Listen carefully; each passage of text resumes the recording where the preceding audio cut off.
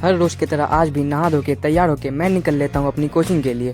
और पूरे 2 घंटे क्लास करने के बाद मैं आ जाता हूँ वापस अपने रूम पे। कोचिंग से वापस रूम पे आते आते बज जाते हैं दिन के 11 और मेरे पेट में चूहे के साथ साथ हाथी घोड़े सब कूदने लगते हैं। और मेरे पेट में भूख के कारण लगी आग को ठंडक पहुँचाने के लिए मैं बनाता हूँ सबसे पहले चाय। और चाय बिस्किट खा के मेरी भूख तो नहीं मिटती, लेकिन पेट को थोड़ी सी राहत जरूर मिलती। और चाय पी के मैं लग जाता हूँ खाना बनाने में, क्योंकि भाई साहब ये मेरा घर तो नहीं है जो मुझे यहाँ बना बनाया मिलेगा।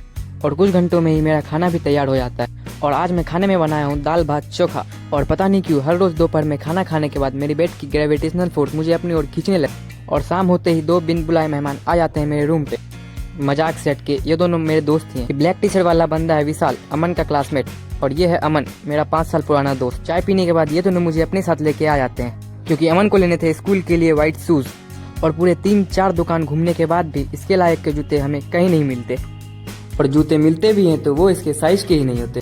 और फिर एंड में हम तीनों आ जाते हैं मॉल, क्योंकि इन भाई साहब को लेने थे अपने लिए एक टी शर्ट। और सच बताऊं तो मॉल में इन महंगे कपड़ों को देखने के बाद उनके अंदर से एक ही आवाज आती, गरीब गरीब गरीब गरीब। फिर हम लोग एक टी शर्ट लेके बिल करा के निकल ले। और भाई साहब गरीबी इतनी की हम कैरी बैग भी नहीं लेते। और फिर हम तीनों पहुंच जाते हैं अमन के फ्लैट पे। फ्लैट पे पहुंचने के बाद हमें दिखता है कि गेट लॉक है, क्योंकि गेट की चाबी अमन के बड़े भैया के पास है जो किसी काम से बाहर गए हुए हैं। फिर कुछ देर में भैया भी आ जाते हैं और हम लोग आ जाते हैं रूम के अंदर। और भाई साहब इन दोनों को देख के ऐसा लगता है कि ये दोनों कितनी बड़ी विपत्ति में पड़े हुए हैं। इसी के साथ हमारा व्लॉग भी एंड हो जाता है। व्लॉग अच्छा लगा हो तो लाइक करें और चैनल को भी सब्सक्राइब कर दे। तब तक के लिए राम राम।